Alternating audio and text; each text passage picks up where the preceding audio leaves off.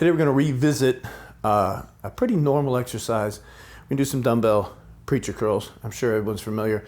What goes on here is you got fusiform muscle that goes from here to here, and it bends and straightens the elbow. That's about all you need to know. But what we're going to do today is we're going to vary the slope or the angle of the preacher bench. And we're going to start with, we've got it propped up here with some chicanery that works for my gym, but you'll have to figure a way to do this in your own gym. Mine is not pushed down, so I can tip it around and move it around. They make benches. I made a bench even that has a hinge on it. You can change the angle.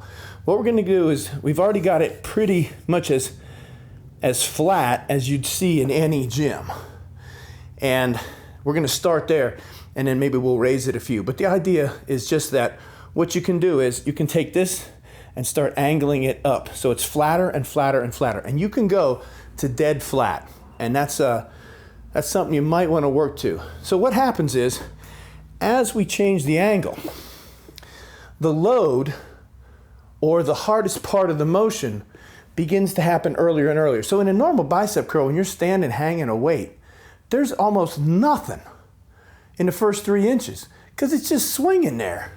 You know, it's swinging from your elbow, but it's just swinging. It's not really, you're not really lifting it, right? So the beginning of a standing curl or a very flat or straight, not flat, steep angle of a preacher bench still doesn't do much for the beginning of the motion. So it's an undertrained and it's ripe or pregnant for development. It's ready to be developed. It's an area that a lot of people don't. And consequently, this is also the best way I know to strengthen that tendon insertion down on that bone. And if you're a deadlifter and you've ever heard of anybody tearing a bicep, this might be something that you want to avoid. So this exercise might help you do that. I would do a lot of it. And I've heard a lot that you don't need biceps for powerlifting, and that's wrong on like so many levels. But here's one, right? The deadlift. And if you strengthen that tendon down deep by the lower part of the arm at the end of the bicep. So it will do that because it loads that mostly. It also develops musculature down there. And that's valuable in having more bulk down there so that when you bench press and you flex the bicep against the forearm, it gives more compression and wants to give you tissue leverage. And I've talked about that before. So I'm just going to do the exercise with you. And I think that should at least pique your interest to check into it. And I would. So I'm going to have Kim come in, and we're just going to use a light weight and just have a seat on there. And so I'm going to get her supported in here just like you would. The humerus follows the slope. And you can see this is pretty flat. So she's going to take it down. Now right here, as this slope gets higher and higher, there's a risk of hyperextension. So you have to be tight at the bottom. You can't let the weights travel. And what I want you to do, Kim, is I want you to start at the bottom and not with the weight, but with this tendon. Pull this tendon from right here, because that's where it attaches, all the way up and, regular curl. So it gets regular after the top. The higher it gets and the flatter the slope, the less there is at the top, but the more there is at the bottom. Just the reverse of your standing bicep curl. Nothing at the bottom, a lot at the top if you keep your elbows back like a drag curl. But in this exercise, we don't want to think about the weight of the hand or anything past where the bicep inserts. That's what's pulling. That's where all the tension is on the bone. It's not down here. Now you feel it down there if you pay attention, but you can feel it right there if you pay attention. Do just a couple more and we'll change the angle. It's pretty simple. It's just bend and straighten.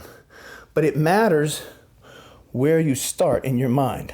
If she pull the dumbbell up. Just pull the dumbbell up towards you. Don't worry about the bicep. Go ahead. Pull it all the way up. And now do another one and worry about pulling just this insertion up and forget about that and see if you feel something different in the bicep. And I hope you do. Anything? Yes. All right, so why don't you hop off and we'll change the angle. Just a second.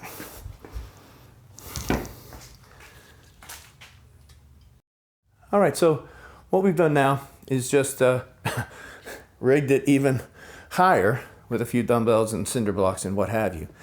And what you should notice is that this angle is flatter than it was before. And so what that's going to do is it's going to put more pressure on the joint, but at the bottom of the range of motion.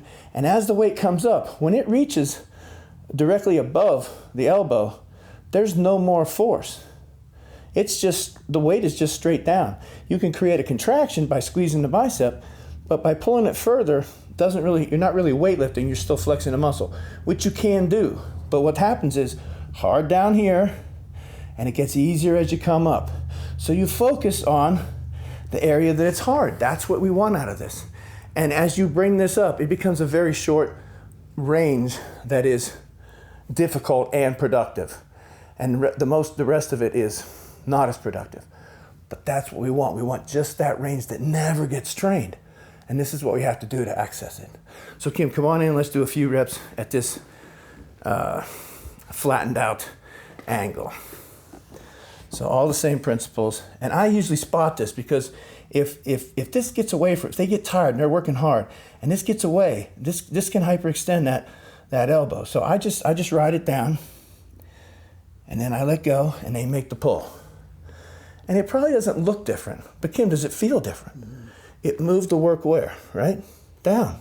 All right, now I usually spot the bottom, just that last bit, and when she's at the bottom, I let go. Now start a little bit slower and smoother.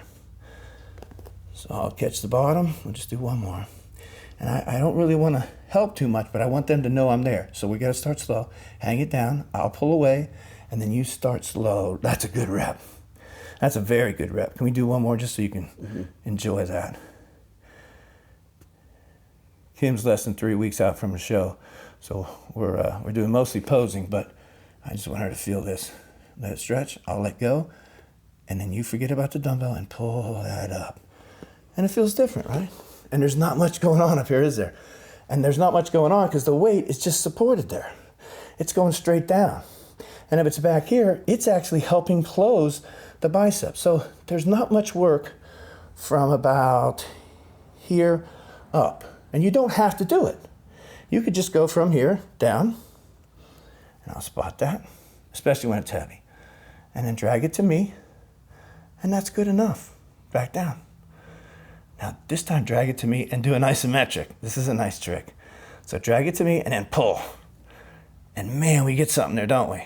All right, I'm gonna take it, just relax. So that's the next iteration. And we'll do one more for you if we can do it without falling over. So we're gonna finish up here, and you can continue this systematic raising of the bench or flattening of the angle. We've got it pretty flat now, and this is a pretty good position. I do like to go all the way till this is horizontal. That feels great to me, but it's a short range of motion. This will give a little bit of both worlds, and you'll have to experiment with lots of different angles to see which one is doing this job for you. And this job that we want to do with this, and this is why we're doing it different than a regular preacher curl, is to build tendon strength at the bottom. So we have to accentuate the bottom, and mass down at the bottom. So we have to accentuate down to the bottom. And this is a way to do that on this piece. There's other ways to do it, but this is a way to do it on this piece of equipment, which pretty much everybody has. So Kim, let's do just a couple more. And so I usually just spot the bottom and let her hang it down there. And when I feel she's at the bottom, I just let go. And this should feel different than the last. Each one of these should have some different flavor. And I hope you feel it deeper and deeper and deeper into this tendon. Now pull from this tendon. Nicely done. That was a good one, right? That was way down at the tendon.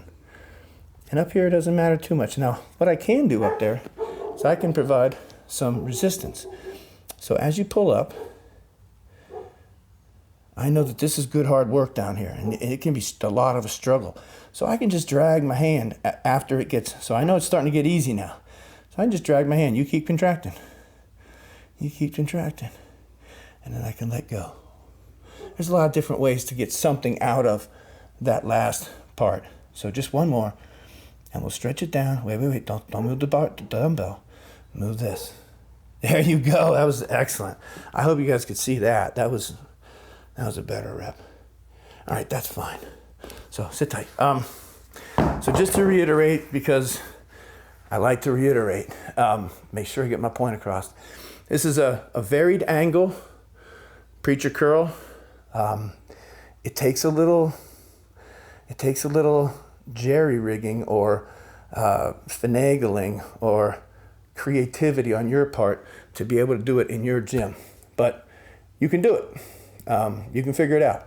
You can do this on potentially an incline bench where you lower the bench and then you got to squat down deeper and deeper. There's lots of ways that you can figure this out for yourself. We just use the preacher bench because that's what I like the best. I love the preacher bench.